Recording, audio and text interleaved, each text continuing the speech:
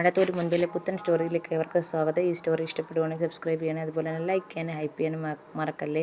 അങ്ങനെ ശരണ്യെ ആശ്വസിപ്പിക്കുന്നുണ്ട്. ഇങ്ങനെ മുറിയിൽ കയറി എപ്പോഴും അടച്ചിരുന്നാൽ ശരിയാവത്തില്ല, പുറത്തിറങ്ങണം, കോളേജിൽ പോകണം, പഠിക്കണം, നിനക്കൊന്നും സംഭവിച്ചിട്ടില്ല എന്ന് പറയുകയാണ്.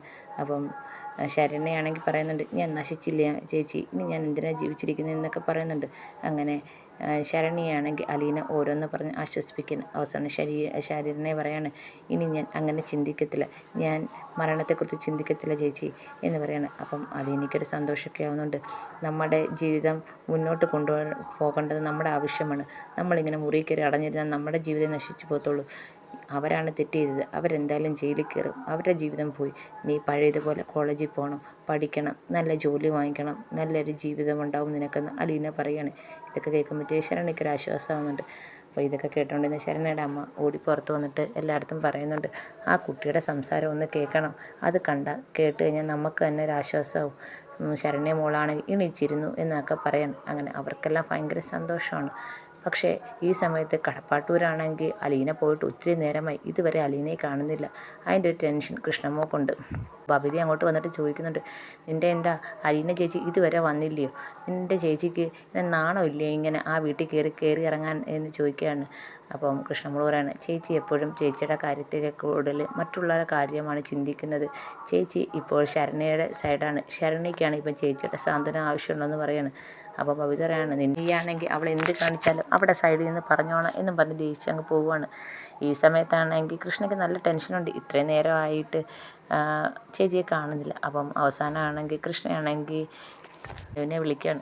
മനുവിനെ വിളിച്ചിട്ട് ചോദിക്കുകയാണ്, അലീന ചേച്ചി വിളിച്ചായിരുന്നോ എന്ന് ചോദിക്കുകയാണ്.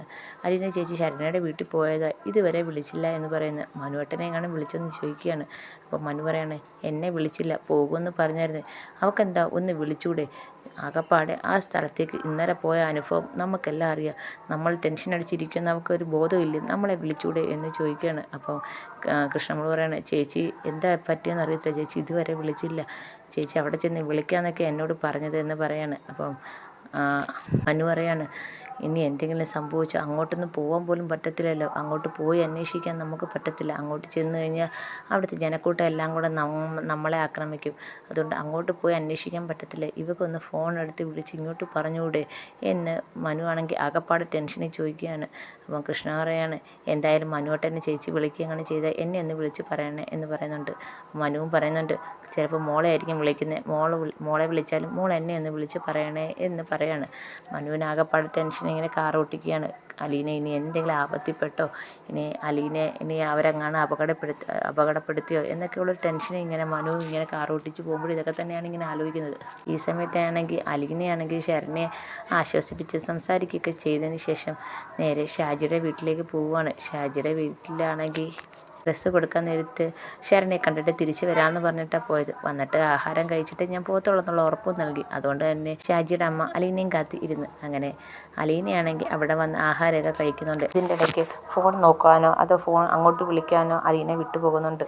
അങ്ങനെ അലീനയാണെങ്കിൽ ഷാജിയുടെ വീട്ടിൽ നിന്ന് ആഹാരം കഴിക്കാൻ. ഈ സമയത്ത് കൃഷ്ണമോളും അതുപോലെ തന്നെ മനു ആകപ്പാട് ടെൻഷനിലാണ്. ബാലേന്ദ്രനാണെങ്കിൽ പോലീസ് സ്റ്റേഷനിലേക്ക് പോയിരിക്കുകയാണ്.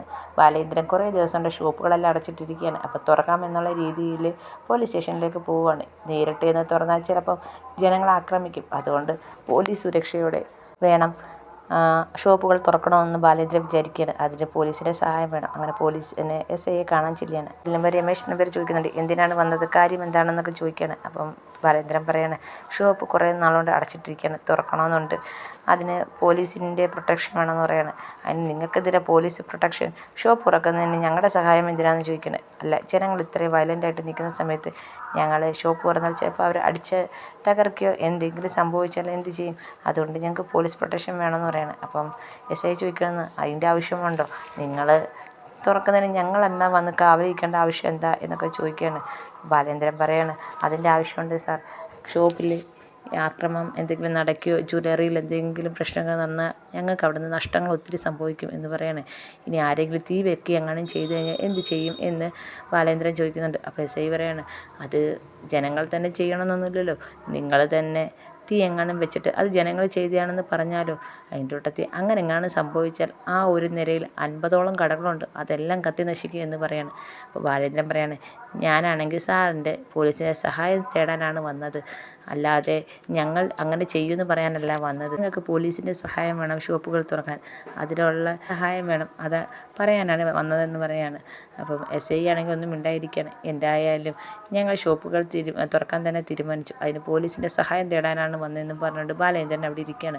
എസ് ഐക്കാണെങ്കിൽ ബാലേന്ദ്രൻ പറയുന്നതൊക്കെ ഒന്നും അത്രയ്ക്ക് അങ്ങോട്ട് ഇഷ്ടപ്പെടുന്നില്ല. എന്തായാലും ബാലേന്ദ്രൻ ഷോപ്പ് തുറക്കാൻ തീരുമാനിച്ചിരിക്കുകയാണ്.